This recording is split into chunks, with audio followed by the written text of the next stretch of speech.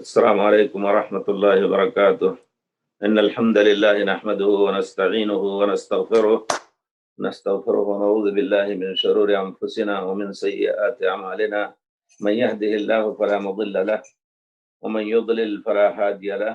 وأشهد أن لا جواد وأشهد أن لا إله إلا الله وحده لا شريك له وأشهد أن محمدا عبده ورسوله. أما بعد، فإن خير الحديث كتاب الله وخير الهدي هدي محمد صلى الله عليه وسلم وشر الأمور محدثاتها وكل محدثة بدعة وكل بدعة ضلالة وكل ضلالة في النار. أعوذ بالله السميع العليم من الشيطان الرجيم.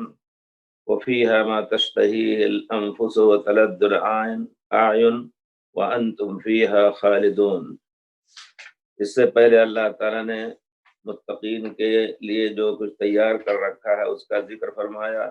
اس سے پہلے کی آیت تھی وَيُطَافُ عَلَيْهِمْ بِصِحَافٍ مِّن ذَهَبٍ وَأَكْوَابٍ، سونے کی تشت اور سونے کی پلیٹیں اور پھر اس سونے کے پیالے ان کے سامنے پیش کیے جائیں گے. پھر اللہ تعالیٰ فرماتے ہیں وَفِيهَا، جنت میں مَا تَشْتَهِيهِ الْأَنفُسُ، نفس مومن جو کچھ چاہیں گے، یا نفس مومن کا نفس جو کچھ چاہے گا. وَتَلَذُّ الْعَيْنِ، اور جس سے آنکھوں کو لذت ملے. وَأَنْتُمْ فِيهَا خَالِدُونَ، اور تم ہمیشہ اس میں رہو گے. یہ سب چیزیں جنت میں اللہ نے تیار کر رکھی ہے. کل مشتہا، یعنی جیسا کہ کہا جاتا ہے، کوئی اعتراض کر سکتا ہے فیہا ما تشتہی الانفس، کچھ لوگ غلط فطرت کے لوگ غلط چیزیں بھی چاہتے ہیں، تو کیا وہ بھی وہاں جائز اور حلال ہوگا؟ نہیں. جو دنیا میں حرام ہے وہ آخرت میں بھی اللہ تعالیٰ اس کو حرام کر رکھا ہے. الا یہ کہ نام اس کا کچھ اور ہو کر کے، نام ہو شراب کا لیکن اس کی شکل کچھ اور ہو، جائز ہے. لیکن کوئی کہے کہ نہیں، وہاں الگ غلط کام بھی جائز ہوں گے کیونکہ نفس اس کو چاہتے ہیں. اس وجہ سے تفسیر میں تقیید، اس چیز کو مقید کرنا ہے کہ ایک نفس مومن جو چاہے گا اللہ تعالیٰ اس کے لیے وہ رغبت ان کی خواہش پوری کرے گا جنت میں. وَتَلَذُّ الْعَيْنِ، اور آنکھ جس سے لذت حاصل کریں. حور عین کی خوبصورتی نفس کے لیے، نفس میں جو شہوت ہوتی ہے انسان کے، وہ بھی کافی ہے. اور اسی طرح ان کی طرف دیکھ کر کے خوش ہونا، آنکھ کو ٹھنڈک ملنا، یہ بھی ہے. اس کے علاوہ اللہ تعالیٰ وہاں اور بہت سی چیزیں جو کچھ تفصیل قرآن پاک میں اگر آدمی دیکھے، اس کے لیے میں وہاں آپ لوگوں کو کے سامنے ذکر کرنا چاہتا ہوں کہ اگر کسی بھی زبان میں، عربی میں پڑھ سکتے ہو تو پڑھیں، ورنہ اگر اردو میں شاید اس کا ترجمہ بہت پہلے ہو چکا، حاد الارواح الی بلاد الافراح، اس میں صحیح اور ضعیف روایتیں بھی ہیں. تو صحیح اور ضعیف کی تمیز کے ساتھ وہ کتاب چھپی ہے. انگریزی میں بھی شاید اس کا ترجمہ، فرانسیسی وغیرہ میں بھی ہو چکا ہے. اس کو حاصل کر کے پڑھنے کی کوشش کریں کہ اللہ تعالیٰ نے، جیسا کہ اللہ تعالیٰ نے فرمایا ہے، اللہ تعالیٰ نے مومنین کے لیے ایسی چیز، نبی کریم صلی اللہ علیہ وسلم نے فرمایا ہے ما لا عین رأت ولا اذن سمعت، کسی آنکھ نے دیکھا نہیں اور نہ کسی کان نے اس کو سنا ہوگا اس کے بارے میں. وما ولا خطر علی قلب بشر، کسی آدمی کے دل پہ اس کا کھٹکا بھی نہیں گزرے گا کہ اس قسم کی چیز ہمیں اللہ تعالیٰ کی طرف سے اکرام میں اور ضیافت میں ملے گی. اس کی تفصیل میں اگر جائیں تو اس میں تمام کھانے پینے کی چیزیں جو ہیں، اور اسی طرح جمع اور اس کی لذت، اور پھر اللہ تعالیٰ نے جو ذکر کیا ہے کہ وہاں بچھونے ہوں گے، اور بچھونے جس کے اوپر اور جس کی چادریں استبرق کی ہوں گی، اسی طرح سریر ہوں گی، سرر مرفوعہ، اور پیالے ہوں گے، برتن ہوں گے، مختلف قسم کے زیورات ہوں گے، لوگوں کے پہننے کے مختلف قسم کی جو جن چیزوں کا ذکر قرآن پاک اور حدیث میں ہے. والخدم، اسی طرح بہت سے لوگ خادم بھی کثرت سے ہوں گے، جن کو دیکھ کر کے، جیسا کہ اللہ تعالیٰ نے فرمایا ہے سورہ مزمل میں وَإِذَا رَأَيْتَ ثَمَّ رَأَيْتَ نَعِيمًا وَمُلْكًا كَبِيرًا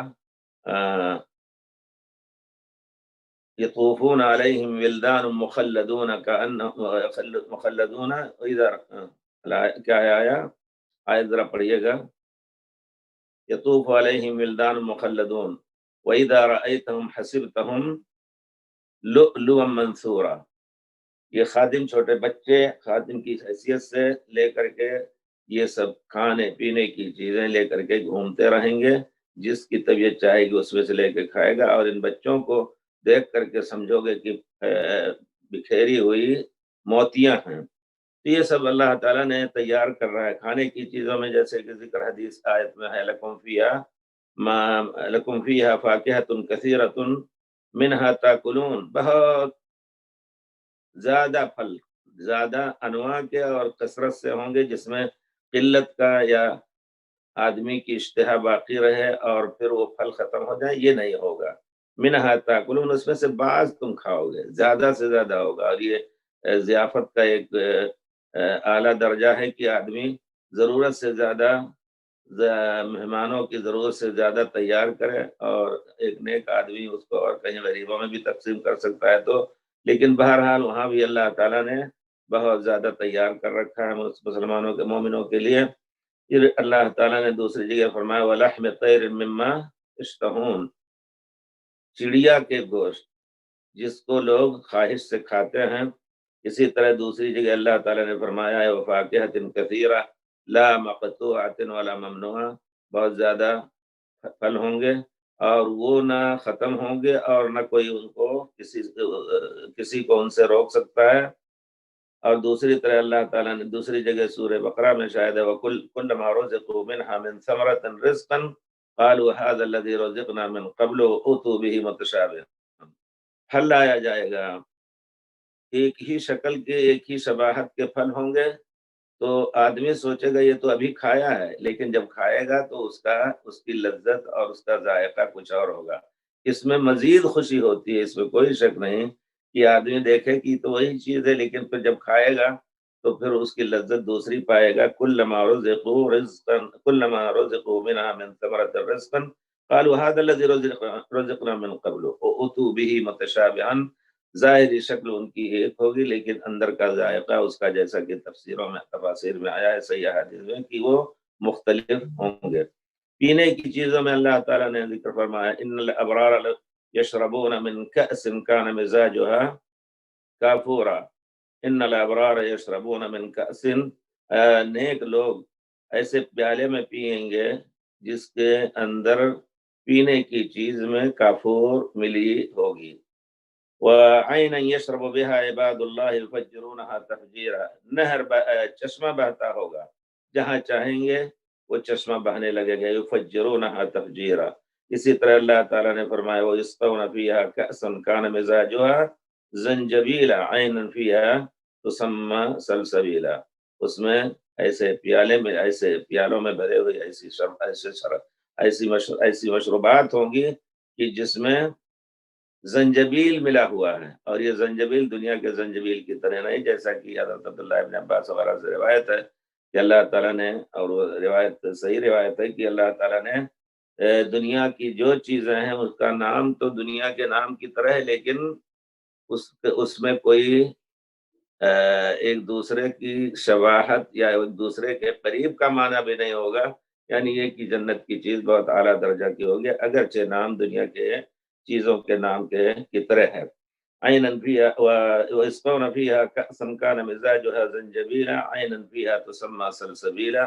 سلسبیل چشمے سے وہ لوگ پانی پیئیں گے، مشروب پیئیں گے. یطوف علیہم ولدان مخلدون بأکواب واباریق وکاس من معین، اور چشمے سے لے کر کے پیالے بھرے جائیں گے، اور وہ چھوٹے بچے ولدان جو ہمیشہ رہنے والے ہیں وہ لے کر کے گھومتے رہیں گے. اس کو پی کر کے نہ سر میں درد ہوگا اور نہ کوئی نقصان ہوگا.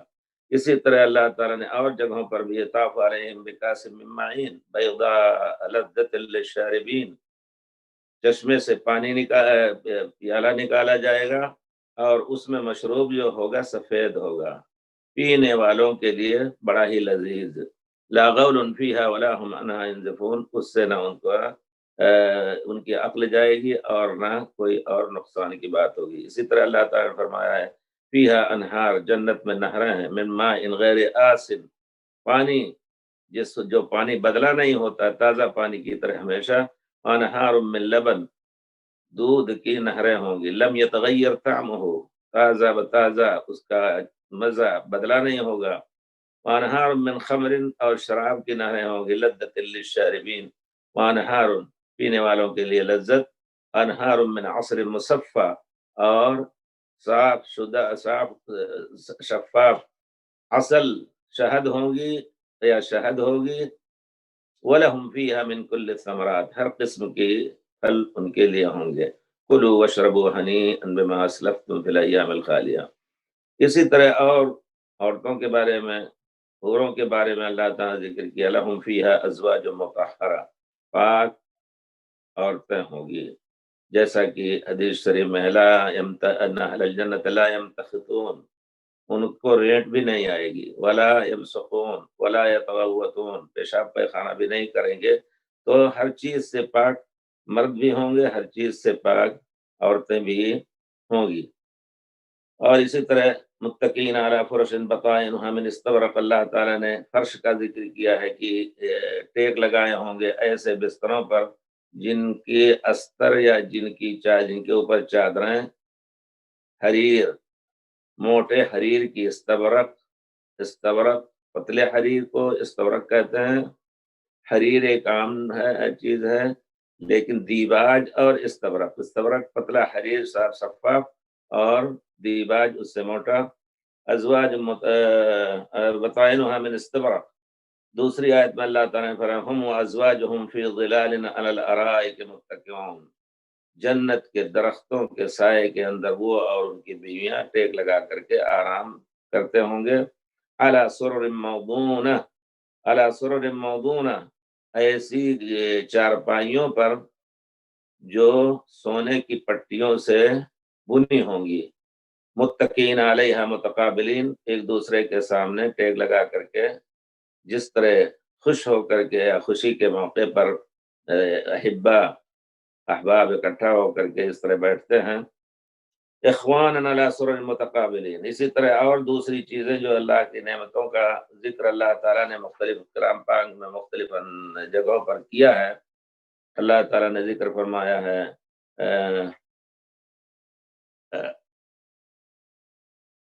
عطاء غیر مجذوذ، یعنی یہ سب کچھ جو دیا جا رہا ہے وہ ختم نہیں ہوگا، ان ھذا لرزقنا ما له من نفاد، یہ ہماری طرف سے روزی ہے، وہ ختم ہونے والی نہیں ہے، ما عندکم ينفد ما عند اللہ باق، تو وہاں جو فرمایا ہے اللہ تعالیٰ فیہا ما تشتہی الانفس، سورہ زخرف کی اس آیت میں، وتلذ الاعین، اور آنکھوں کو بھی لذت درختوں کے درمیان اور ایسی جگہوں پر جہاں نہروں کے جھرنے اور اس میں خاص قسم کی آواز آتی ہوگی، یہ سب چیزیں لطف اور مزے کی اللہ تعالیٰ نے جو کچھ تیار کر رکھی ہے۔ وَأَنْتُمْ فِيهَا خَالِدُونَ، آیت کے آخر میں جو اللہ تعالیٰ تم ہمیشہ اس میں رہو گے، ہمیشہ رہو گے،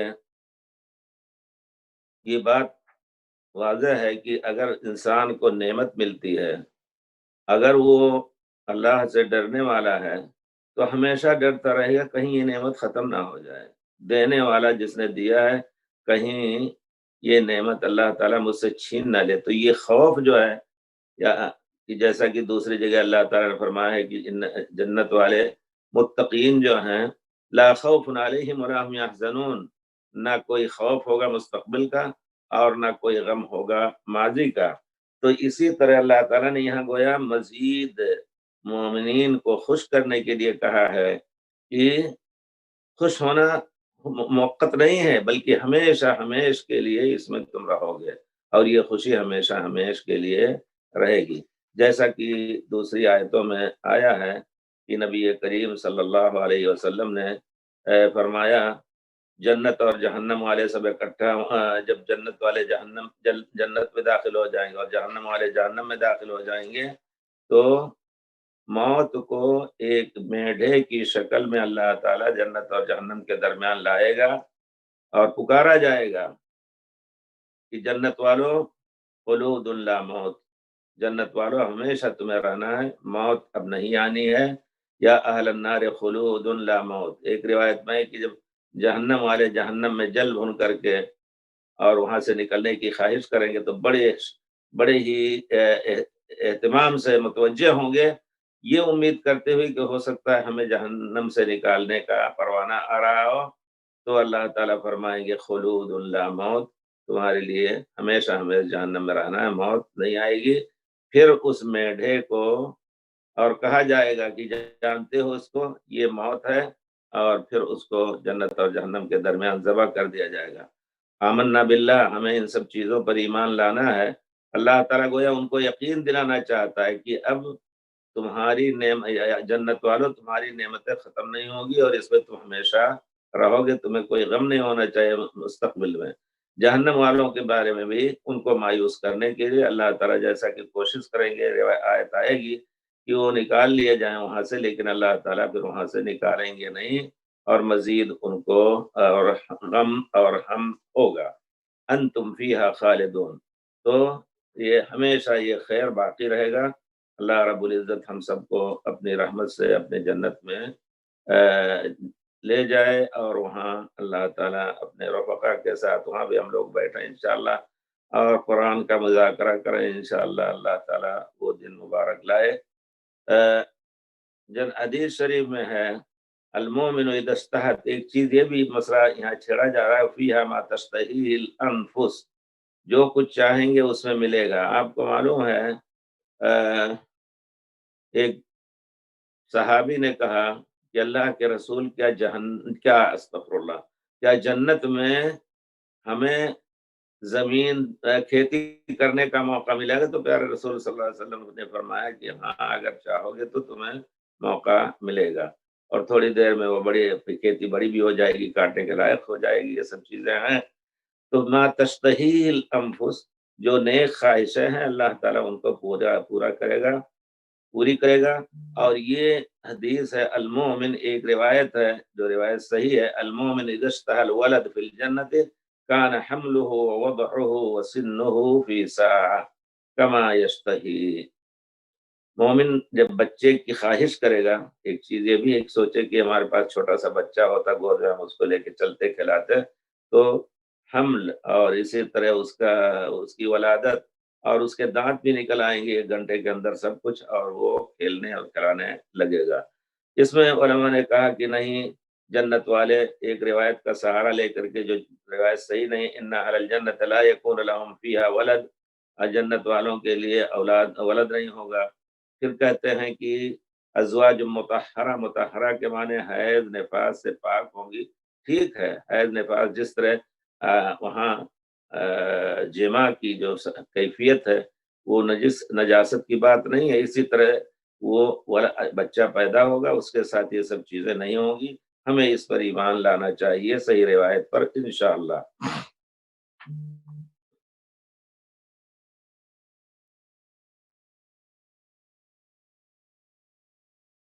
تلک الجنت التی اورثتموها بما کنتم تعملون، اللہ تعالیٰ فرماتے ہیں کہ یہ جنت ہے جس کا تمہیں وارث بنایا گیا ہے، بما کنتم تعملون، تم جو کچھ کرتے تھے اس کے بدلے۔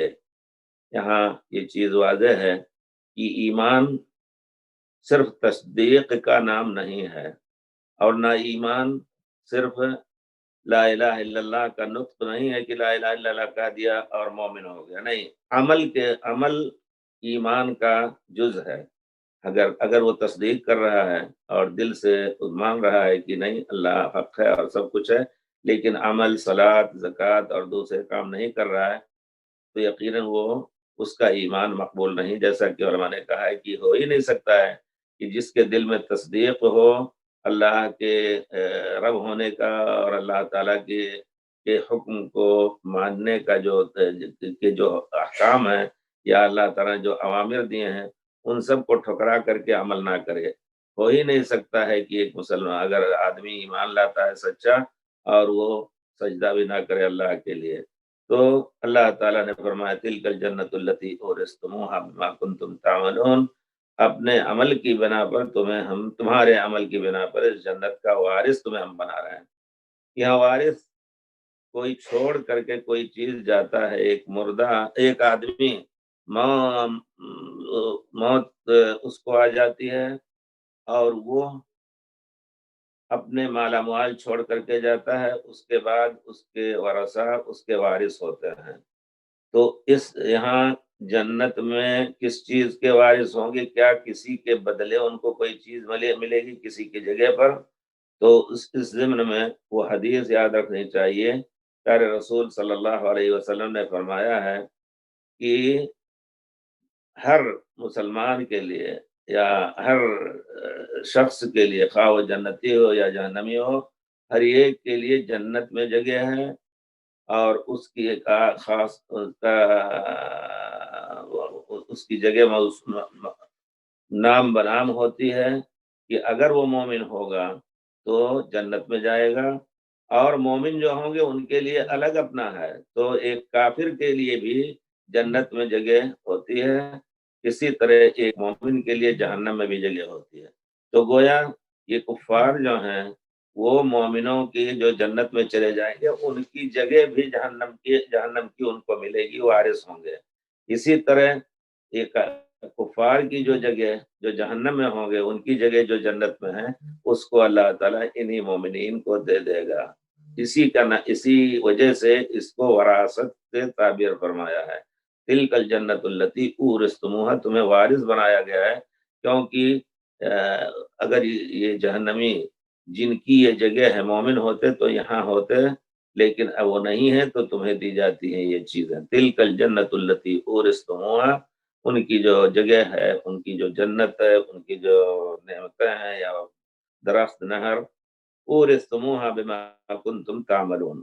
لیکن یہ بھی ایک چیز ہے کہ یقین رکھنا چاہیے کہ اللہ تعالیٰ نے اپنی رحمت سے اس عمل کو ہمارے جنت میں جانے کا سبب بنایا ہے۔ اس وجہ سے کوئی شخص یہ نہ کہے کہ نہیں اللہ نے لکھ دیا ہے جنت میں جائیں یا جہنم میں جائیں، پہلے سے لکھ دیا، عمل سے کیا فائدہ ہے؟ پیارے رسول صلی اللہ علیہ وسلم نے فرمایا اعملوا فکل میسر لما خلق لہ، عمل کرو، ہر ایک کو جس چیز کے لیے، جنت کے لیے جہنم کے لیے پیدا کیا ہے، اللہ تعالیٰ اس کے لیے وہ کام آسان کر دیتا ہے۔ اسی طرح ایک دوسری روایت میں ہے کہ عالم لفظ جو ہے اس کا رسول کی حدیث لن يدخل احدکم عملہ الجنہ، کسی کا عمل اس کو جنت میں داخل کرنے کا سبب نہیں بن سکتا ہے۔ قالوا ولا انت یا رسول اللہ، قال ولا انا، مجھے بھی میرے عمل کی بنا پر جنت میں جانے کا موقع ملے گا، الا ان یتغمدنی اللہ برحمت منہ وفضل، یہاں تک مگر یہ کہ اللہ تعالیٰ اپنی رحمت اور فضل سے مجھے ڈھانپ لے، تبھی میں بھی جنت میں جا سکتا ہوں۔ اس کا معنی یہ ہے کہ یہ عمل جو ہے وہ جنت میں جانے کا سبب اگرچہ اللہ نے بنایا ہے، لیکن وہ بدلہ نہیں ہے اللہ کی نعمتوں کا۔ وَإِن تَعُدُّوا نِعْمَتَ اللَّهِ لَا تُحْصُوهَا، ہم چند وقت کی نماز پڑھ لیتے ہیں اور چند پیسے اللہ کی راہ میں خرچ کر دیتے ہیں، اور یہ زندگی پوری جو گزری ہے اللہ کی نعمتوں میں، اس کا بدلہ یہ عمل نہیں ہو سکتا ہے۔ تو گویا سب کے لیے نتیجہ یہ ہوا کہ اللہ کی رحمت ہی جنت میں لے جانے والی ہے، لیکن اللہ نے اپنی رحمت سے اس عمل کو علامت بنا دی ہے کہ یہ شخص جنت میں جائے گا اور یہ شخص جہنم میں جائے گا۔ تلک الجنت التی اورثتموها بما کنتم تعملون، اے اپنے عمل صالح کی بنا پر جو کچھ تمہیں وراثت ملی ہے دوسروں کی جگہوں کی، وہ تمہارے عمل کی بنا پر اللہ تعالیٰ نے تمہیں دیا ہے۔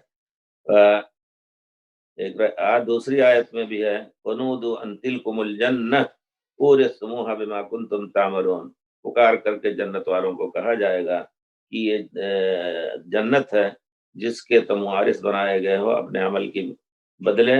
اور پھر تیسری آیت میں تلک الجنت التی نورث من عبادنا من کان تقیا، تلک الجنت التی نورث من عبادنا من کان تقیا، سورہ مریم میں ہے۔ اللہ تعالیٰ فرماتے ہیں یہ وہ جنت ہے جس کا وارث ہم اپنے بندوں کو بنائیں گے، ان بندوں کو جو متقی ہوں گے اور اللہ تعالیٰ سے ڈرنے والے ہوں گے۔ اسی طرح فلا تعلم نفس ما اخفي لهم من قرة اعين جزاء بما كانوا يعملون۔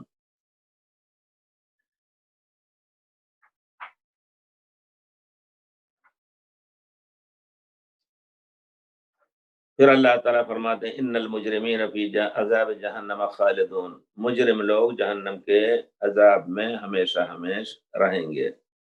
لا یفتر عنہم ولا هم وهم فیہا مبلسون۔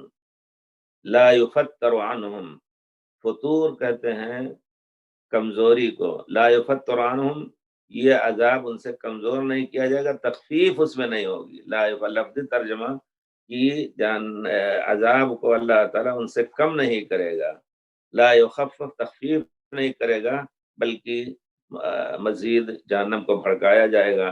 وہم فیہا مبلسون، اور وہ اللہ کی رحمت سے نا امید ہو کر اس میں وہ جلتے بھنتے رہیں گے۔ اللہ المستعان، اللہ تعالیٰ ہم سب کو بچائے۔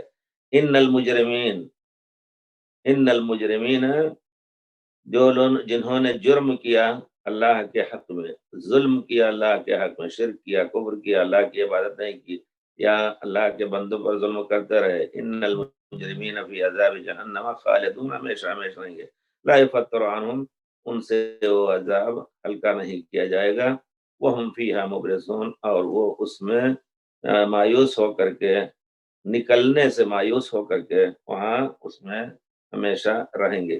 وما ظلمناہم ولکن کانوا ھم الظالمین، یہ ہماری طرف سے ان کے اوپر ظلم نہیں ہے، بلکہ وہی ظالم تھے، اور ظلم کا بدلہ ظلم ہی ہوگا، جیسا کہ اللہ تعالیٰ نے ایک عام قاعدہ علماء نے بیان کیا ہے اللہ تعالیٰ کے قانون میں، الجزاء من جنس العمل۔ اللہ تعالیٰ نے فرمایا وَهَلْ جَزَاءُ الْإِحْسَانِ إِلَّا الْإِحْسَانُ، احسان کرتے، اچھا کام کرتے تو اس کا اچھا بدلہ ملتا، برا کام کرتے ہو جزاء سیئۃ سیئۃ مثلھا، تم نے ہمارے ساتھ برا کیا تو تمہارے ساتھ بھی برا ہی سلوک ہوگا۔ لا یفتر عنہم العذاب ولا هم فیہا مبلسون وما ظلمناہم ولکن کانوا انفسہم ولکن کانوا ھم الظالمین، وہی ظالم تھے، اور جب خود ظلم کیا انہوں نے تو اپنے ظلم کا بدلہ یہ لوگ چکھیں۔ وَنَادَوْا يَا مَالِكُ لِيَقْضِ عَلَيْنَا رَبُّكَ، وہاں پکاریں گے ڈوبتے کو تنکے کا سہارا۔ وَنَادَوْا يَا مَالِكُ، اے مالک، خازن جہنم جو سب سے بڑا خازن ہے، خزنہ بھی ہیں، جیسا کہ دوسری آیت میں ہے وَقَالُوا لِخَزَنَةِ جہنم، جہنم کے یہ آیت اللہم صلی اللہ علی محمد سورہ غافر میں ہے، قال الذین فی النار لخزنة جہنم ادعوا ربکم یخفف عنا یوم من العذاب، جس کو پائیں گے جو جہنم کے کام، جہنم کے میں جو فرشتے ہیں جہنم کے انتظام میں یا جہنم کے میں داخل ہونے والوں کو داخل کرنے کے لیے، تو اللہ تعالیٰ وہ کہیں گے ان لوگوں سے ادعوا ربکم، اپنے رب سے دعا کرو، یخفف عنا یوم من العذاب، ایک ہی دن عذاب ہم سے عذاب کی تخفیف کر دے۔ اور دوسری روایت میں، دوسری آیت میں لیقضی علینا ربک، وہاں جیسے ہے ونادوا یا مالک، مالک جو داروغہ ہے اور جو ان کا بڑا ہے جہنم کے انتظام کار والوں میں سے، منتظمین میں سے، اس کو پکاریں گے اور کہیں گے کہ اے مالک لیقضی علینا ربک، جیسے وہاں کا ہے ادعوا ربکم، کہ اپنے رب سے دعا کرو کہ اللہ تعالی ہمیں موت دے دے، ہمیں موت، لیقضی علینا ربک، ہمیں موت دے دے۔ یہاں ایک سوال ہے کہ خود کیوں نہیں دعا کرتے ہیں؟ ان کو توفیق نہیں ہوگی جو زندگی بھر غیر اللہ کے سامنے جا کر کے ماتھا ٹیکتے تھے، ان کو وہاں بھی توفیق نہیں ہوگی کہ اللہ کو پکاریں۔ سبحان اللہ، یہی مفسرین نے بیان کیا ہے کہ وہ خود نہیں ان کو ہمت ہوگی یا توفیق نہیں ہوگی کہ اللہ تعالیٰ کو پکاریں، نہ دو یا مالکو، یا اگر پکاریں بھی تو ان کی آواز اللہ تعالیٰ کہیں گے انتم فیہا ماکثون، تو انہیں ہمیشہ رہنا ہے۔ تو یہاں بھی اسی طرح نہ دو یا مالکو، اے مالک، لیقضی علینا ربک، اللہ تعالیٰ تمہارا رب، دعا کرو اللہ تعالیٰ سے کہ اللہ تعالیٰ ہمیں موت دے دے، کیونکہ موت کے بعد آدمی سوچے گا کہ ہمیں آرام ہو جائے گا، اور یہ حقیقت ہے، انسانی فطرت ہے۔ کتنے لوگ جو خودکشی کر لیتے ہیں اسی معنی میں کہ دنیا کی پریشانیوں سے چھٹی پا کر کے کہ اب ہم چھٹی ہی لے لیں اور مر جائیں۔ جیسے کہ شاعر نے کہا ہے کہ اب تو گھبرا کے کہتے ہیں کہ مر جائیں گے تو چھٹی مل جائے گی، اب تو گھبرا کے کہتے ہیں کہ مر جائیں گے، مر کے بھی چین نہ پائے تو کدھر جائیں گے۔ تو حقیقت یہی ہوگی کہ مرنے کے بعد بھی آدمی چین نہ پائے، جو خودکشی کرتے ہیں تو پھر کہاں چین ملے گا ان کو، اللہ تعالیٰ معاف کرے۔ تو نادو یا مالک لیقضی علینا ربک، اللہ تعالیٰ ہمیں قضا دے دے، ہماری موت لے آئے۔ قال، تو مالک خازن جہنم کہے گا، داروغہ کہے گا، انکم ماکثون، تم ہمیشہ اس میں رہنے والے ہو۔ لقد جئناکم، یہاں اللہ تعالیٰ نے فرمایا، یا اللہ تعالیٰ کہے گا کہ انکم ماکثون، تم اس میں ہمیشہ رہنے والے ہو۔ لقد جئتکم بالحق ولکن اکثرکم للحق کارہون، ہم نے حق تمہارے سامنے لا کر کے پیش کیا، ولکن اکثرکم للحق کارہون، لیکن تم میں سے اکثر لوگ حق کو ناپسند کرنے والے تھے یا حق کو ٹھکرا دینے والے تھے، کچھ ہی لوگ تھے جنہوں نے قبول کیا۔ یہاں اور دوسری آیتوں میں بھی اللہ تعالیٰ نے ذکر کیا ہے جو چاہیں گے جہنم سے نکلنے کا، کذالک یریہم اللہ اعمالہم حسرات علیہم وما ہم بخارجین من النار، وہ تخفیف بھی چاہیں گے تو تخفیف نہیں ہوگی عذاب کی، لا یخفف عنہم من عذابها، دوسری آیت میں فلا یخفف عنہم ولا هم ینظرون، نہ ان کو ڈھیل دیا جائے گا۔ اور اسی طرح یریہم اللہ اعمالہم حسرات علیہم، اللہ تعالیٰ ان کے اعمال کو باعث افسوس بنا دے گا، ان کے لیے دکھائے گا۔ وما ہم بخارجین من النار، اور وہ جہنم سے نکلنے والے نہیں ہیں۔ یریدون ان یخرجوا من النار وما ہم بخارجین منها ولہم عذاب مقیم، دوسری آیت میں ہے کہ وہ جہنم سے نکلنا چاہیں گے، وما ہم بخارجین منها، اور وہ لوگ جہنم سے نکلنے والے نہیں ہیں، وَلَهُمْ عَذَابٌ مُقِيمٌ، اور ان کے اوپر ہمیشہ ہمیشہ رہنے والا عذاب مسلط رہے گا۔ اور سورہ حج کی آیت میں ہے كُلَّمَا أَرَادُوا أَن يَخْرُجُوا مِنْهَا وَعِيدُوا فِيهَا، كُلَّمَا أَرَادُوا أَن يَخْرُجُوا مِنْهَا مِنْ غَمٍّ وَعِيدُوا فِيهَا، جب بھی نکلنا چاہیں گے جہنم سے تو اس میں ان کو لوٹا دیا جائے گا اور غم سے وہ نجات نہ پائیں گے۔ ایک حدیث کا تذکرہ یہاں حدیث شریف میں ہے کہ جہنم کے لوگ جہنم سے نکلنے کی کوشش کریں گے، جب جہنم کے شفیر کنارے پر آ کر کے پہنچیں گے تو فرشتے ان کو پتھروں سے ایسی مار ماریں گے کہ وہ جہنم کے اندر داخل ہو جائیں گے دور۔ پھر اس کے بعد دوسری مرتبہ اسی طرح جب قریب آئیں گے جہنم کے کنارے یا جہنم کے داڑھ پر، تو پھر ان کو فرشتے مار کر کے ان کو اندر کر دیں گے۔ جہنم کے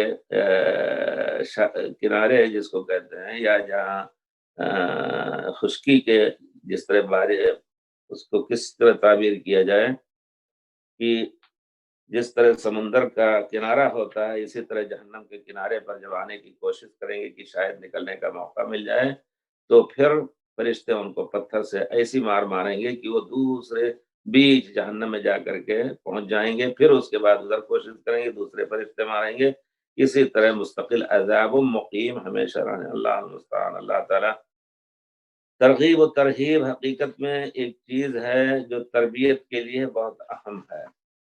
انسان کو چاہیے کہ اپنے نفس کو ترغیب اور ترہیب میں یا ترغیب اور ترہیب کے ساتھ اس نفس کو زندہ رکھے، اللہ تعالیٰ کی نعمتوں کو یاد کرے، اللہ تعالیٰ کے عذاب سے ڈرے، اور جن کا وہ مربی ہے، اب ایک طالب علم ہے جس کو ہم درس دیتے ہیں، پڑھ رہا ہے، اس کا امتحان ہونے والا ہے، تو اس کو ظاہر بات ہے اس کو آئندہ ہری گھاس دکھانی ہے اور اس کو سبز باغ دکھانا ہے کہ تم نہیں پڑھو گے تو تمہارا یہ حال ہوگا کہ سڑکوں کو صاف کرنا پڑے گا، پڑھو گے تم وزیر بن سکتے ہو، پھر تم مدرس بن سکتے ہو اور کچھ ہو سکتے ہو۔ اسی طرح عام لوگوں کی تربیت میں بھی ترغیب اور ترہیب کا حصہ زیادہ سے زیادہ ہونا چاہیے، جیسا کہ کلام پاک میں اللہ تعالیٰ نے مختلف پیرائے سے لوگوں کو سمجھانے کی کوشش کی ہے۔ اللہ رب العزت نے یہاں بھی وہی ہے جو ذکر ہے جہنم اور جنت کا اور عمل کے ذریعے کامیاب ہونے کا۔ اس لیے انسان کو چاہیے کہ اپنے نفس پر ان سب چیزوں کو ہمیشہ مسلط رکھے، بھولے نہیں، اللہ کا شکر ادا کرتا رہے نعمت پر، اور ہمیشہ استغفار۔ اسی وجہ سے پیارے رسول صلی اللہ علیہ وسلم نے کہا کہ اللہ سے استغفار کرو، میں 70 سے زیادہ مرتبہ ایک دن میں استغفار کرتا ہوں۔ شیخ سوالات شروع کریں گے۔ اچھا ٹھیک ہے، انشاءاللہ دیکھتا ہوں۔ بارک اللہ فیکم وصلی اللہ علی خیر خلقہ محمد وعلی آلہ وصحبہ اجمعین۔ اللہم صلی علی محمد۔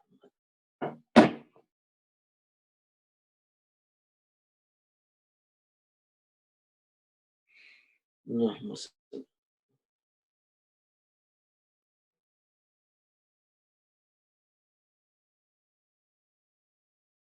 بھائی پوچھ رہے نمبر 1 سوال اس کو چھوڑ دیں، پوچھ رہے انڈیا کے حالات کے پیش نظر انڈین مسلم کو کوئی میسج دیجیے۔ یہ تو ہو چکا تھا نا، انڈیا کے حالات کے پیش نظر اکثر مستورات نہیں یہاں ہے، تو بہرحال کوئی میسج کیا دیں؟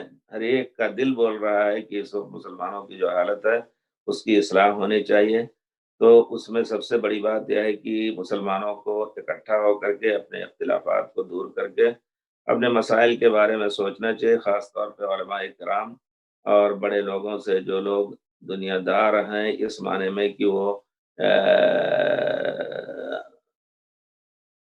الیکشن وغیرہ کے میں دوڑتے رہتے ہیں، ان سب کو سمجھانے کی کوشش کی جائے، اور بہت سے جو ظالم قوانین ہیں ان کو ہٹانے کی کوشش کی جائے۔ اس کے علاوہ اور کوئی میسج کیا دیا جائے؟ ہم زیادہ سے زیادہ اللہ رب العزت کے سامنے روئیں، گڑ گڑائیں۔ تو میں نے اس سے پہلے بھی ذکر کیا ہے کہ نبی کریم صلی اللہ علیہ وسلم کے زمانے میں بھی کفار کی تعداد زیادہ تھی، لیکن اللہ تعالیٰ پیارے رسول کی دعا کی برکت سے، پیارے رسول کی برکت سے اللہ تعالیٰ مصیبتوں کو ٹالتا رہتا تھا۔ عام لوگ بھی آپ کی دعا سے بارش کا لطف یا بارش کا نتیجہ حاصل کرتے تھے، جیسا کہ روایات میں آیا ہے۔ اس وجہ سے تھوڑے لوگ جو اللہ کے لیے خالص ہیں اور موحد ہیں، اگر دعا کریں تو اللہ تعالیٰ انشاءاللہ حالات بدل سکتا ہے۔ اور مسلمانوں میں زیادہ سے زیادہ کوشش ہونی چاہیے کہ شرک جو اللہ کے غضب کو بھڑکانے والی چیز ہے اس کو ختم کرنے کی کوشش کی جائے۔ 17 کورس اور حفظ قرآن میں کیا زیادہ ضروری ہے؟ 17 کورس کیا ہے اس کے بارے میں تو مجھے معلومات نہیں ہے، لیکن حفظ قرآن اگر ہو سکے تو ہر بچے کو یاد کرانے کی کوشش کیجیے، کیونکہ بچپن کی طاقت اور بچپن کی انرجی بچوں میں جو ایسی ہوتی ہے کہ اس میں ان کو حفظ کرنا آسان رہتا ہے۔ جیسا کہ تجربہ ہے، سعودی عربیہ میں چھوٹے بچے پرائمری پڑھ رہے ہیں، لیکن وہ 2-4 سال کے اندر جس طرح پرائمری شروع کی، اسی طرح مسجد ان کو ہانک دیا جاتا ہے اور جاتے ہیں اللہ کے فضل سے 3-4 سال کے اندر تمام حافظ ہو جائے۔ اس میں پریشانی نہیں ہوتی، ماحول کچھ ایسا بنا ہوا ہے کہ بچے بعد میں مسجد میں جانے کا اصرار کرتے ہیں۔ اگر کسی دن کہو نہیں جاؤ آج یا اور کچھ، میرا ایک بچہ تھا، الحمدللہ سب چاروں بچے حافظ ہیں، اسی طرح بچیاں بھی 2 حافظہ ہیں، اور ان کو اسکول میں حفظ کرایا گیا تھا۔ تو بچہ جب وہ کالج میں پڑھنے لگا، انجینئرنگ پڑھ رہا تھا، تب بھی وہ مسجد جاتا تھا۔ تو میں نے کہا تم اپنے مواد میں کوشش کرو اور اچھا نمبر لینے کی کوشش کرو، اور قرآن گھر پہ دوہراؤ، مجھے سناؤ۔ تو رو رہا تھا، کہتا نہیں ہم جائیں گے۔ تو ایک ایسا لطف ان کے دل میں بس جاتا ہے کہ اس لذت کو بھولتے نہیں ہیں۔ تو ہم کوشش کیجئے کہ بچوں کو حفظ قرآن بھی کرایا جائے، لیکن مشکل یہ ہے کہ لوگوں میں آج کل جو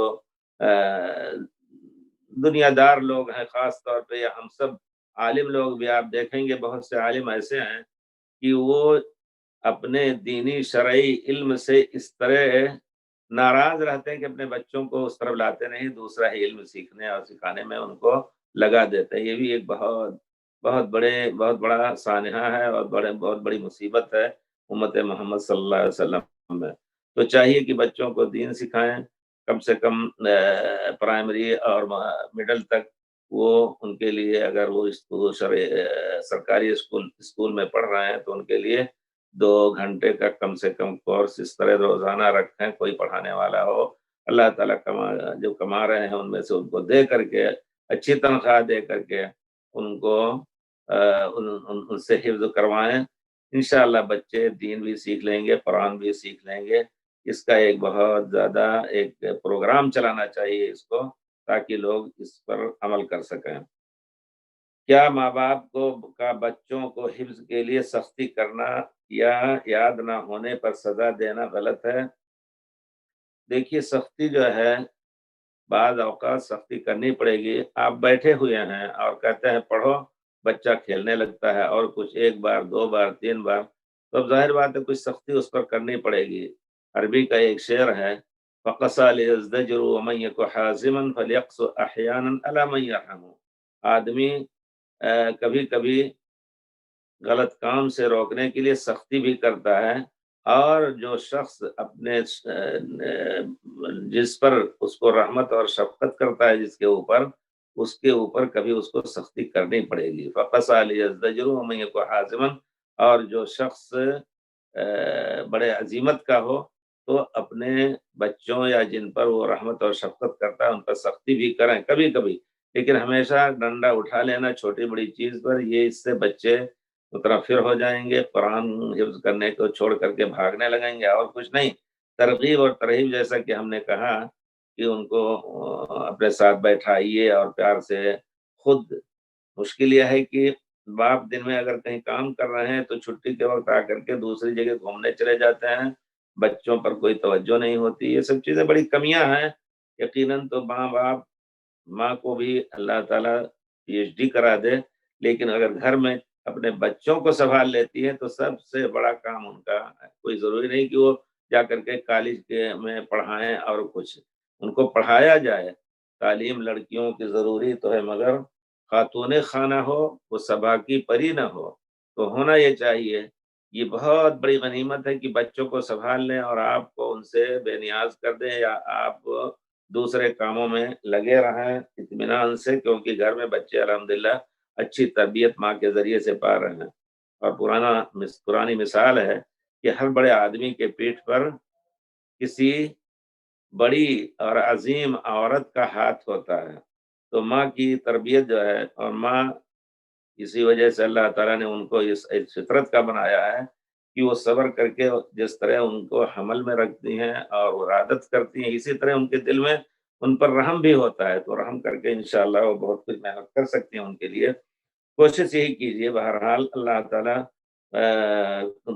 کبھی سختی کر کے اور نہ پیار کے ذریعے سے ان کو قرآن سے محبت کرنے کو سکھایا جائے، اور پھر انشاءاللہ ان کو انعامات دیجیے کبھی، اور کچھ خاص کی اگر اتنا یاد کر لو گے تو ہم تمہیں یہ دے دیں گے، وہ دے دیں گے، گھڑی دے دیں گے، مفید چیزیں انشاءاللہ۔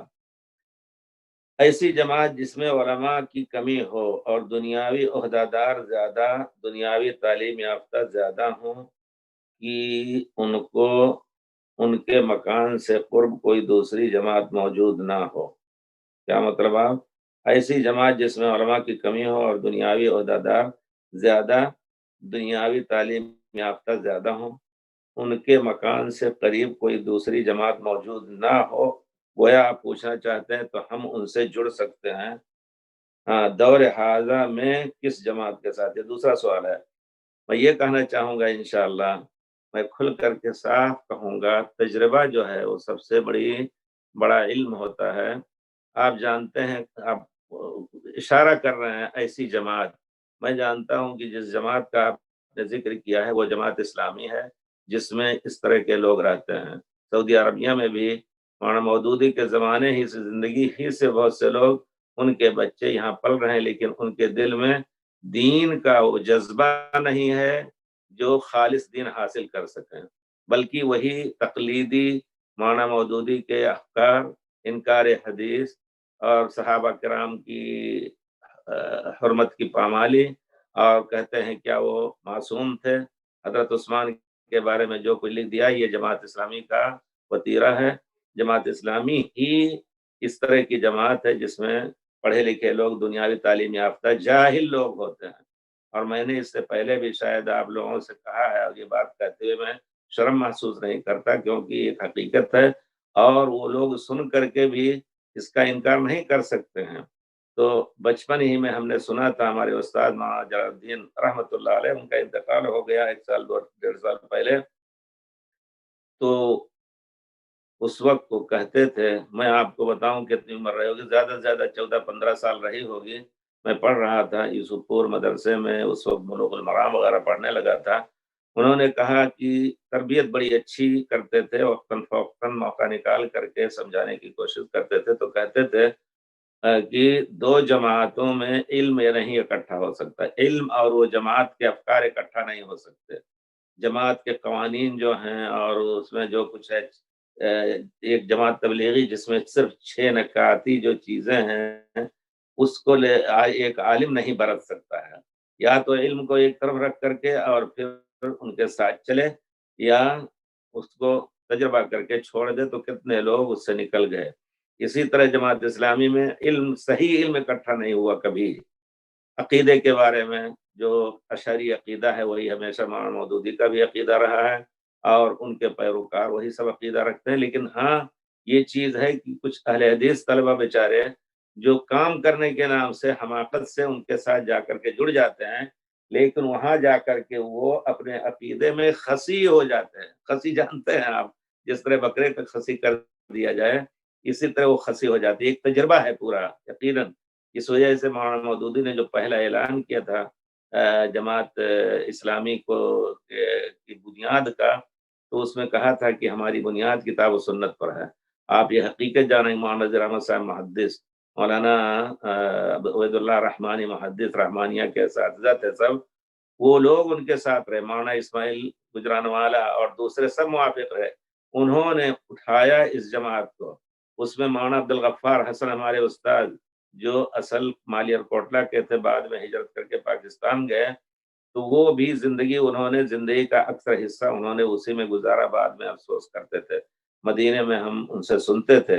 تو کہنے کا مطلب یہ ہے۔ اچھا، دوسری بات ہے کہ آپ اس جماعت میں جائیں گے، آپ کے گھر کے قریب کوئی جماعت نہیں ہے، تو اس جماعت میں جائیں گے تو آپ کو اسی طرح بننا ہوگا، اور اگر آپ تھوڑا سا فرق کریں گے تو پھر آپ کو وہ لوگ قبول نہیں کریں گے۔ یہ چیز ہے، یہ چیز وہاں بہت سی چیزیں ایسی ہیں۔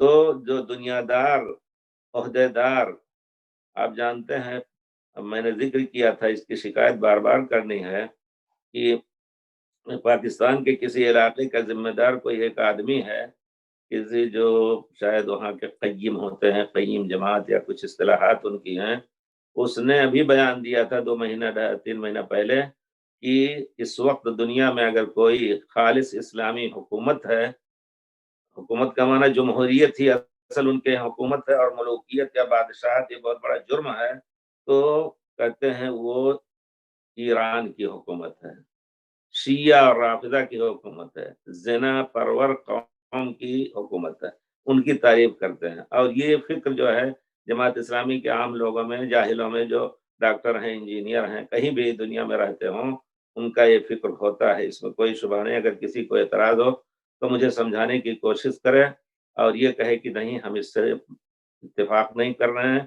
لیکن میں نے بھائی کئی مرتبہ یہ بات کہی ہے، یہیں جدے میں بہت سے لوگ رہتے ہیں، کسی نے اعتراض نہیں کیا کبھی کہ تم جھوٹ بول رہے ہو۔ ایسی جماعت جس میں علماء کی کمی ہو، آپ اگر جا سکتے ہیں وہاں اور آپ صحیح دین ان کو سمجھا سکتے ہیں، آپ کو موقع دیں تو آپ جائیں۔ بے شک میں جب پہلی مرتبہ مکے میں آیا تو بڑی تنظیم ان کی تھی، ہر شخص کے اوپر انہوں نے، ٹائم تھوڑا سا ہے کہ نہیں ہے، تھوڑا ٹائم، تو تنظیم ان کی تھی۔ انہوں نے کہا، مکے میں پڑھنے آئے جب مدینے سے ایم اے میں، تو کہا کہ ہمارے ساتھ آئیے، ہمارا ہفتہ واری جو اجتماع ہوتا ہے، آئیے اور کچھ ہمیں نصیحت کیجیے۔ تو میں پہلی مرتبہ جب بیٹھا، سبحان اللہ، تو ان کو ہم نے حدیث جبریل، اس پہ عقیدہ سب سے پہلے، اس کی تفصیل ہم نے بیان کی۔ تھوڑی دیر، زیادہ سے زیادہ نہیں، وہ چاہتے ہیں زیادہ سے زیادہ ہو 20 منٹ، اس کے بعد چائے وغیرہ کا دور چلتا ہے، پھر جس نے چندہ نہیں دیا ہوتا ہے وہ چندہ دیتے ہیں. ہر شخص کے اوپر لازم کیا تھا. مولانا عاصم حداد رحمۃ اللہ علیہ اس کے ذمہ دار تھے اور وہ رسید کاٹتے تھے اور پیسہ لیتے تھے ماہانہ. ہر ایک کے اوپر یہ لازم تھا جو ان کے ساتھ ہوتا تھا تو دیتے تھے اور پھر چائے وغیرہ پی کر کے بڑے ٹون سے ایک دوسرے سے مل کر کے الگ ہوتے تھے جاتے تھے. دوسرے ہفتے میں گیا جب تو میں نے اس حدیث کا ہم نے کہا کہ اس کا ہم تتمہ انشاءاللہ ذکر کریں گے. تو انہوں نے کہا اصل میں ہم لوگ یہ کتاب پڑھتے تھے برابر, اسی کو آپ پڑھنا چاہیں تو پڑھیں ورنہ ہم لوگ پڑھ لیتے ہیں. ہم نے کہا ٹھیک ہے, تو آپ ہمیں آنے کی ضرورت ہی نہیں ہے, ہمیں اور کچھ کام ہے. تو قبول نہیں کریں گے آپ کو. جماعت تبلیغی والے آپ وہاں چلے جائیں تو وہ قبول نہیں کریں گے آپ کو اور موقع بھی نہیں دیں گے بولنے کا آپ کو. جی, تو خلاصہ یہ ہے کہ آپ اپنے دین ایمان کی سلامت رکھیں اور کسی کے ساتھ مل کر کے اپنے ایمان کو کمزور کرنے کی کوشش نہ کریں. اور انشاءاللہ یہ معنی ہم نہیں, اس کا یہ معنی نہیں ہے کہ آپ ان سے ملیں ملائیں نہیں, ملتے رہیں لیکن سمجھانے کی کوشش کریں. دیکھیے شاید کوئی اس میں سے سمجھ لے. جی, دور حاضرہ میں کس جماعت کے ساتھ ہونا چاہیے؟ پیر ذوالفقار صاحب سے بیعت کیا صحیح ہے؟ پہلے اسی کا جواب لیجئے کہ بیعت جو سب بیعت کی یہ کو دال سے بدلیے تو کیا ہو جائے گا؟ بدعت. تو بیعت ایک بدعت ہے, اس میں کوئی شک نہیں. بیعت خلیفہ وقت جو حضرت ابوبکر عمر عثمان پیارے رسول کے بعد تھے, پیارے رسول کے دست مبارک پر بیعت اللہ تعالیٰ نے اس کا کلام پاک میں ذکر کیا ہے. اس کے بعد خلیفہ وقت پر کے ہاتھ پہ بیعت ہوتی تھی. اور یہ جو بیعت انفرادی طور پر تیار بیعت جو کی جاتی ہے ایک بہت بڑی بدعت ہے دین کے اندر, جس سے بندوں کو اپنے حلقے میں اپنے حلقے اثر میں باندھ دیا جاتا ہے. بلکہ بعض بیعتوں میں تیجانی بیعت میں تو یہ ہے کہ اگر ہماری بیعت سے نکلے تو کافر کی موت میں مرنی ہوگی یا کفر کی موت پر تم مرو گے. ہمارا ورد چھوڑ کر کے دوسرا ورد لوگے تو تم ہمیشہ کے لیے مفلوج ہو جاؤ گے. اس طرح کی تخویف کرتے ہیں. یہ چیز ان کو یعنی بھاتی نہیں کہ ہمیں چھوڑ کر کے کسی دوسرے کے ہاتھ پہ وہ بیعت کرے. تو کہنے کا مطلب ہے کسی کی بیعت چاہے وہ پیر ذوالفقار ہوں یا کوئی بھی ہوں وہ بیعت بدعت ہے. اس سے ہمیشہ ایسی بدعتوں سے دور رہنی چاہیے. اور جو ذکر اذکار دیتے ہیں وہ الگ, پیارے رسول کے ذکر کے خلاف ان کا ذکر ہوتا ہے اور ان کو پیارے رسول کی بیعت جو ہے وہ نہیں بھاتی ہے. پیارے رسول کی بیعت سے ان کو نفرت ہے اور پیر کی بیعت سے ان کو محبت. اللہ اکبر.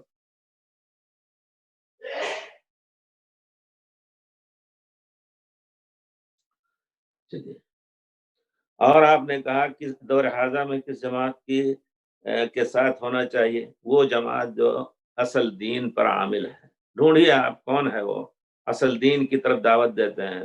اصل دین وہی تھا جو پیارے رسول کے زمانے میں مکمل ہوا, صحابہ کرام کی سمجھ سے مکمل ہوا. تو وہی دین وہی جماعت آپ اس کو اپنے اس سے محبت آپ کی ہو, اس کے ساتھ آپ رہیں چلیں اور انہی کے علماء سے آپ علم مسائل لینے کی کوشش کریں. ہم تو جانتے ہیں, ہم نے کسی نے مجھ سے یہ سوال بہت پہلے کہا کچھ لکھ دیجئے کہ اس زمانے میں جو جماعتیں پھیلی ہوئی ہیں, جماعت اسلام نام لیا, جماعت تبلیغی, جماعت اسلامی, ان میں سے اور جماعت اہل حدیث کس جماعت کے ساتھ رہیں. تو میں نے ان کو یہی جواب دیا کہ جماعت اہل حدیث میں افراد کی بات آپ نہ دیکھیے کہ انہوں نے کیا غلطی کی اور کچھ نہیں, لیکن اصل جو جماعت اسلام جماعت اہل حدیث کا جو بنیاد ہے عقیدے کی, اس پر آپ اپنے عقیدے کی بنیاد رکھیں اور جو اصل الاصول کتاب اللہ اور سنت رسول ہے اس پر اپنے عمل کی بنیاد رکھیں. اور انہی علماء سے جو کتاب اور سنت کے عامل ہیں انہی سے آپ مسئلے مسائل لیں, دوسرے کے قریب جانے کی ضرورت نہیں ہے. اللہ تعالیٰ نے آپ کو مستغنی کیا ہے. تو ہونا یہ چاہیے کہ دور حاضرہ میں اگر آپ کہہ رہے ہیں دور حاضرہ میں کس جماعت کے ساتھ, ہم یہی کہیں گے کہ وہ جو ہندوستان پاکستان کے اندر جماعت اہل حدیث ہے اس کے فکر کے ساتھ آپ ہم آہنگی کر کے اور پھر اسی پر ایمان لائیے, اسی پر عمل کرنے کی کوشش کریں. اس جماعت میں اگر کوئی شخصی طور پر بد اخلاق ہے، بد عمل ہے، تو اس کو اسوہ نہ بنائیے. اس کے علاوہ آپ دیکھیں گے ہزاروں آپ کو اچھے لوگ، اچھے علماء الحمدللہ ملیں گے. اور جماعت اسلامی ہو یا جماعت تبلیغ ہو یا کوئی بھی جماعت ہو، ان سے اپنا ملنے ملانا، اور جو دین، کیونکہ جب تک دین کے دائرے سے ہیں تو آپ اگر پڑوسی ہیں تو ان کو وقت پر کھانا پینا، ان کے ساتھ کھانا کھلانا، ان سب چیزوں سے انشاءاللہ وہ آپ سے قربت رکھیں گے اور آپ سے نفرت نہیں کریں گے. لیکن بہرحال وہ جب موقع پائیں گے تو آپ کی مسجد گرانے کی کوشش کر لیں گے. وہ کتنی مسجدیں انہوں نے گرائی ہیں، اور موقع چھوڑیں گے نہیں، پائیں گے. بچ کر کے ان سے اپنا اسلامی حق ادا کرتے ہوئے زندگی گزاریں، لیکن ان کے افکار کو اختیار ہرگز نہ کریں، ورنہ آپ گمراہی میں جائیں گے. میں پورے وثوق اور پورے علمی وثوق سے یہ بات کہہ رہا ہوں. انڈیا کے حالات کے پیش نظر اکثر مستورات حمل رکھنے والے رکھنے سے ڈرنے لگے ہیں، کیونکہ یوٹیوب پر غزوہ ہند جیسے ٹاپک پر کچھ نہ کچھ آتا رہتا ہے. یہ لوگ اپنی جان کی کیا، یعنی یہ ٹاپک اس معنی میں ہے کہ کل ہی، آج اگر اس کو حمل اٹھانا ہے تو کل ہی وہ قیامت کا، یعنی کل ہی غزوہ ہند ہوگا. غزوہ ہند ہوگا تو انشاءاللہ وہ غزوہ ہند جو ہے وہ نیک لوگوں کی مصلحت میں ہوگا. بہرحال لیکن کچھ آتا رہتا ہے، لوگ اپنی جان کی خیر منانے میں عافیت اور نومولود کے جان کو ڈرنے لگے ہیں. ایسے حالات مستورات کا طرز عمل کیا ہونا چاہیے؟ بالکل نہیں.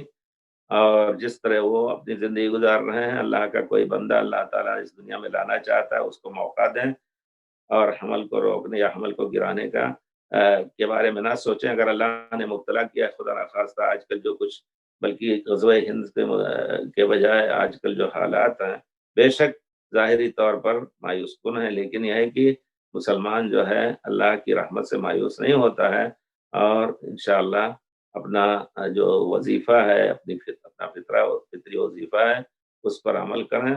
اگر اللہ نے چاہا اس چھوٹے بچے کو بھی قتل کر دیں گے تو پھر قیامت میں ماں باپ کو بھی اجر ملے گا اور جنت میں جانے کا سبب ملے گا. کبھی ایسا نہ سوچیں کہ نہیں، اس بہانے ہم حمل نہ ٹھہرنے دیں. اللہ نے پیدا کرنا چاہا ہے، اس کو گرانے کی کوشش ہرگز نہ کیجیے. یا یہ کہ ٹھیک ہے، بعض حالات میں جو فتویٰ دیا جاتا ہے، اگر عورت کی صحت کا خطرہ ہے، جان کا خطرہ ہے، تو اس وقت وقفہ کر سکتے ہیں تھوڑا سا. یعنی حمل کے پہلے حمل اور دوسرے حمل کے درمیان کچھ ایسے علاج کر کے وقفہ کر سکتے ہیں، لیکن حرام طریقے سے نہیں. اللہ خیر رکھے. تو مستورات کا یہ عمل ایسا نہیں ہونا چاہیے.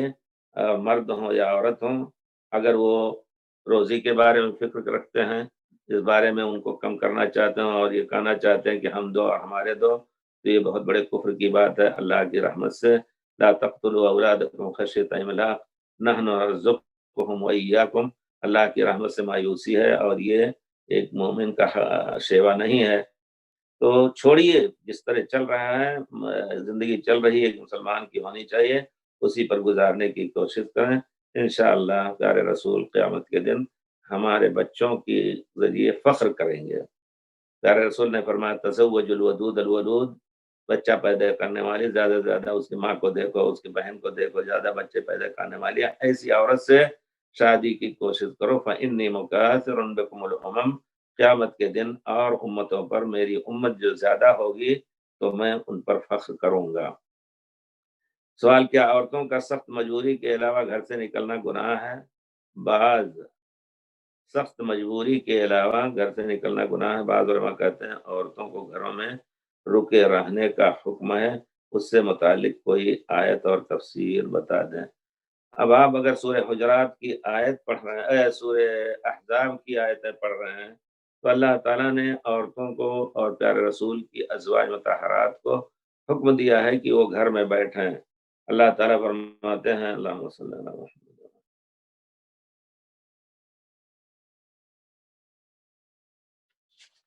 سورہ حجرات، سورہ احزاب میں اللہ تعالیٰ نے ذکر کیا ہے، یا نساء النبی لستن کاحد من النساء، اے عورت نبی کی بیویاں تم عام عورتوں کی طرح نہیں ہو، اور یہ نہیں کہا جائے گا کہ ان کا خاص حکم ہے پردے کا یا گھر میں بیٹھنے کا. یا نساء النبی لستن کاحد من النساء، تمہارا درجہ بہت اونچا ہے، اگر اللہ سے ڈرو. فلا تخضعن بالقول، تو نرم اور نخرے کی باتیں نہ کرو، کسی سے کرو تو عام فطری انداز سے، نہ کہ اپنی طرف مائل کرنے کے لیے نرم بات کرو. فلا تخضعن بالقول فیطمع الذی فی قلبہ مرض، تو جن کے دل میں بھی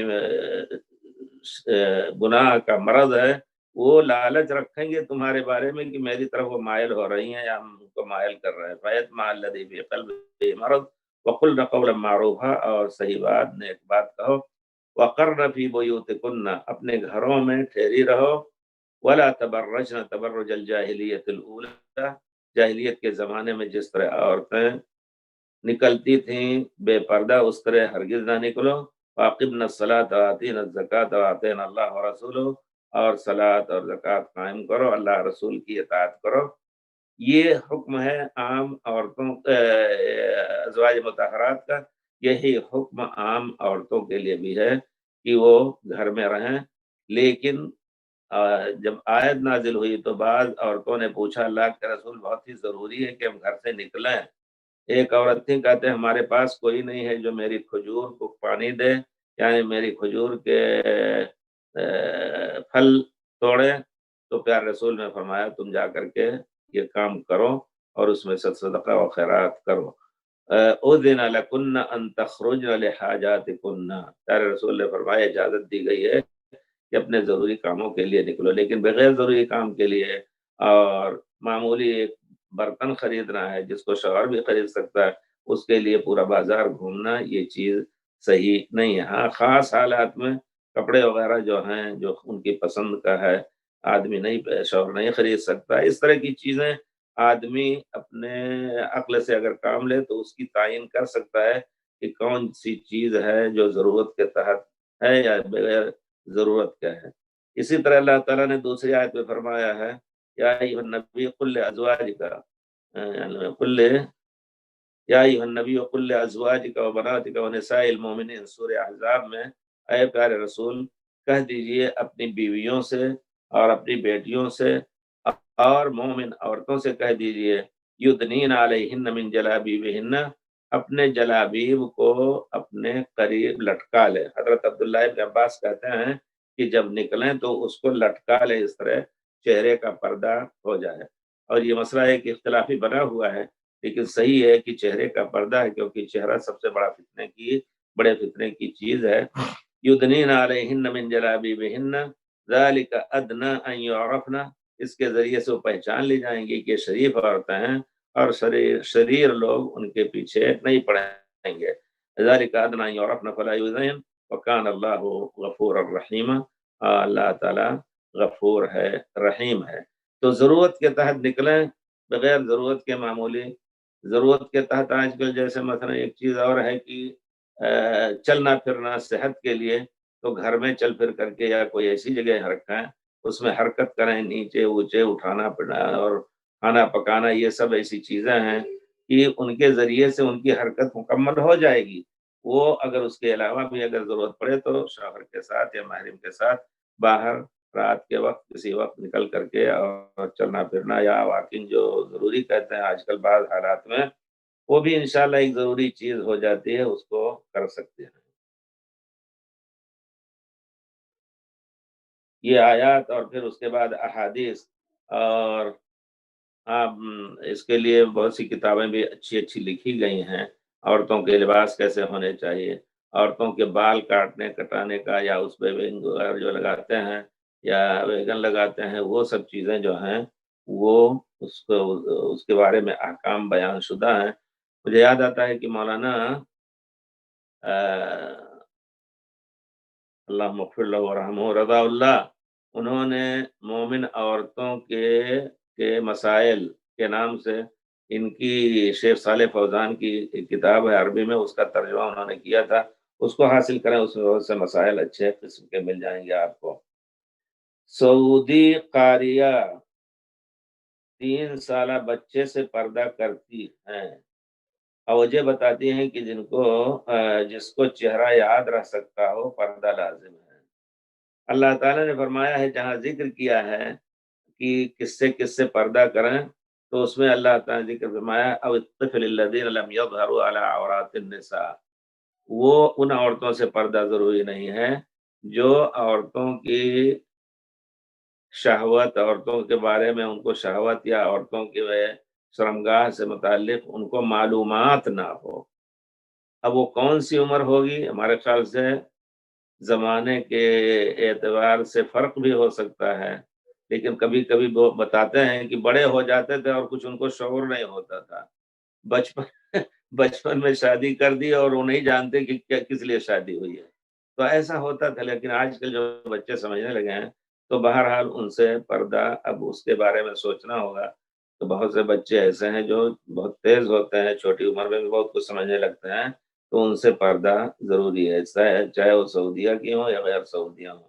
جن کو چہرہ یاد رکھ سکتا ہوں، نہیں یاد رکھ سکتی کی بات نہیں ہے، جب وہ جب بڑا ہوگا تو عقل مند ہوگا اور چہرہ یاد کر کے اور کوئی آپ کی عمر کا احترام کرتے ہوئے ایسی چیز تو نہیں سوچ سکتا ہے، تو جوانی تک اس سے بھی پردہ لازم ہے۔ جبکہ ہندوستانی عالمات جماعت ہفتم کے لڑکوں سے، جماعت ہفتم میں تو بچے اگر 5 سال کے اندر بیٹھ جاتے ہیں پڑھنے کے لیے، ہفتوں 7 5 12، تو ان کو بہت کچھ عورتوں کے بارے میں اور اس قسم کی شہوت کی متعلق بہت کچھ علم ہو جاتا ہے۔ اس وجہ سے دیکھیے وہی عمر جس میں بچے لاشعور ہوتے ہیں، اسی عمر میں ان سے بے پردہ رہیں اور نہ پردہ کرنے کی ضرورت ہے۔ یہاں تک کہ اللہ تعالیٰ نے کہا ہے کہ جن عورتوں کو شادی کی کوئی امید نہیں ہے اور وہ بوڑھی ہو چکی ہیں، وہ پردہ اپنا نہ کریں، لیکن وَأَن يَسْتَعْفِفْنَ خَيْرٌ لَهُنَّ،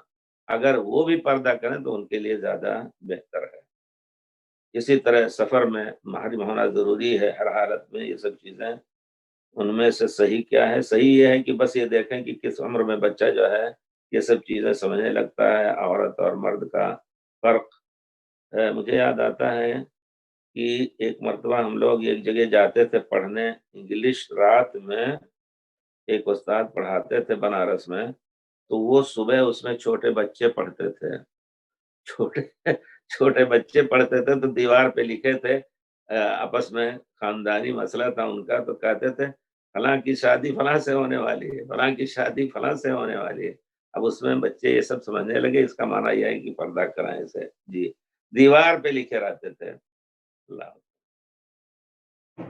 فرض نماز میں سورہ فاتحہ کے بعد کوئی سورت ملانا بھول گئے، یہ نماز ختم ہونے کے بعد کچھ دیر یاد آیا تو سجدہ سہو آپ کب کریں انشاءاللہ۔ سجدہ سہو اگر مسجد میں یاد ہے آدھا گھنٹے کے بعد بھی تب بھی کر لیں، نہیں گھر پہ یاد آیا تو گھر پہ کر لیں انشاءاللہ اس نام سے۔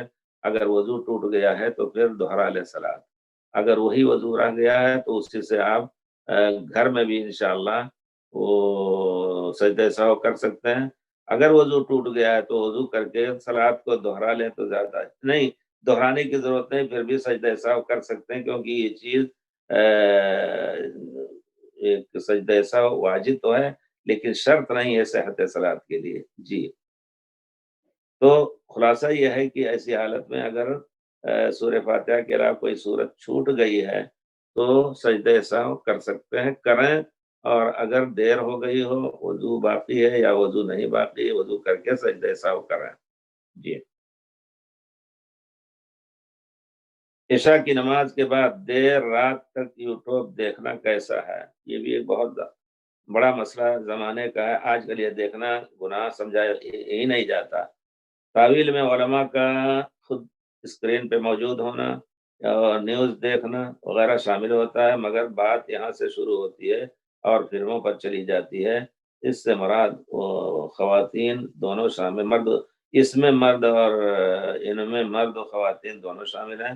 اکثر افراد نماز پڑھنے کو کافی سمجھتے ہیں، اس کے بعد چاہے جو کریں۔ بہرحال سنت تو یہ ہے اگر اسلامی حکومت ہو تو رات بھر اس طرح کے، سعودیہ میں بھی میں جہاں تک جانتا ہوں کہ بہت دیر رات گئے دیر تک کانفرنس وغیرہ نہیں ہوتی ہے، اور پھر زیادہ سے زیادہ ہوا تو 11 سے 12 بجے تک سب کچھ ختم کر کے اور پھر وہ نماز کے لیے نماز کا اعتبار کرتے ہوئے کہ فجر میں اٹھنا ہے اور اس کو ختم کر دیا جاتا ہے۔ لیکن اگر ترتیب ہے، اسلامی ترتیب ہے، تو یہ سب جو کچھ ہو رہا ہے یا علماء اس وقت جو 24 گھنٹے ٹی وی چلا رہے ہیں وہ بھی غلط ہے، وہ بھی غلط ہے، لوگوں کو مشغول کر رہے ہیں۔ دن میں ایسے وقت میں رکھیں جب لوگ مشغول نہیں ہوتے ہیں، کچھ سن لیا کریں، لیکن ہر وقت اس کو چلانا اور کہتے ہیں مرد نہیں دیکھیں گے تو عورتیں دیکھیں گی، لیکن عورتوں کو بھی تو سونا ہے اور فجر کی نماز ادا کرنی ہے۔ اس وجہ سے یہ عمل صحیح نہیں ہے۔ اس کی بنیاد اس پر رکھنی چاہیے جو پیارے رسول صلی اللہ علیہ وسلم نے فرمایا ہے کہ جو پیارے رسول کے بارے میں بیان ہے پیارے رسول کا اسوہ، کان یکرہ النوم قبل العشاء، عشاء سے پہلے آپ سونا ناپسند فرماتے تھے، کہ وہ دن بھر آدمی ٹوٹ کر کے محنت کرتا ہے، اگر سویا عشاء سے پہلے تو پھر شاید عشاء کی نماز بھی جاتی رہے اور صبح ہو جائے۔ اس وجہ سے پڑھ کر کے اور زیادہ دیر بھی نہیں ہونی چاہیے عشاء کے جماعت میں، تاکہ لوگوں کو تکلیف نہ ہو۔ آپ سب یہ چیزیں سن چکے ہوں گے۔ اور کان یکرہ السمر بعد العشاء، عشاء کے بعد آپ باتوں میں لگ کر کے جاگنا ناپسند فرماتے تھے۔ اس وجہ سے یہی ہونا چاہیے۔ آپ جانتے ہیں بچوں کو بھی اس کی عادت اگر پڑ جائے تو انشاءاللہ آپ بھی وقت پر صلاۃ فجر پڑھ سکتے ہیں، اور بہت بڑی برکت کی چیز ہے صلاۃ فجر۔ جس نے پڑھ لی جماعت کے ساتھ تو اللہ کے ذمہ میں ہو گیا، اللہ کی حفاظت میں ہو گیا۔ کیا ہم اللہ کی حفاظت سے بے نیاز ہیں؟ نہیں، لیکن بہت بڑی غلطیاں ہیں، اس میں کوئی شک نہیں۔ اس کی تنظیم ہونی چاہیے۔ اگر عالم بھی اس طرح کر رہے ہیں تو اگر آپ کو معلوم ہے تو کوشش کریں آپ سویرے سو جانے کی، بچوں کو سلا دیجیے۔ بچوں کے ہاتھوں میں آج کل چھوٹے چھوٹے بچوں کے ہاتھوں میں جو دے دی جاتی ہیں یہ فون وغیرہ، آئی فون وغیرہ، اور وہ اس میں مشغول رہتے ہیں۔ آپ ٹائم رکھیں، ترتیب ہو، تنظیم ہو، ماں آپ کے غیر حاضری میں ماں ان کے انتظام میں رہیں اور ان سے چھین لیں، 1 گھنٹہ 2 گھنٹے کا موقع دیں، پھر رات میں سونے سے پہلے لے کر کے صندوق میں بند کر دیں کسی الماری میں، تاکہ بچے پائیں نہ۔ کبھی کبھی وہ چپکے سے اٹھ کر کے اور پھر وہی کام شروع کر دیتے ہیں۔ یہ سب چیزیں ہیں، بہت ہی اہم ہے اس وقت تربیت، اور ہی زیادہ مشکل ہو گئی ہے کیونکہ ماحول کا آواں بدلا ہوا ہے پورے کا پورا۔ کچھ علماء نے جوائنٹ فیملی کو جائز قرار دیا ہے۔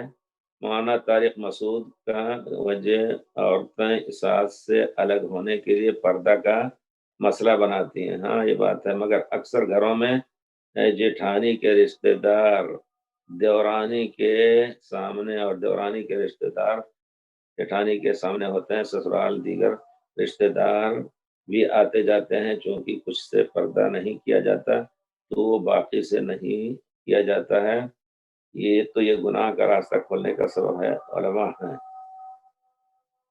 اور کیا عوام کو فتویٰ کے پیچھے محفوظ ہیں؟ کیا عوام کیا کہنا چاہتے ہیں آپ؟ کیا عوام علماء کے فتویٰ کے پیچھے محفوظ ہے؟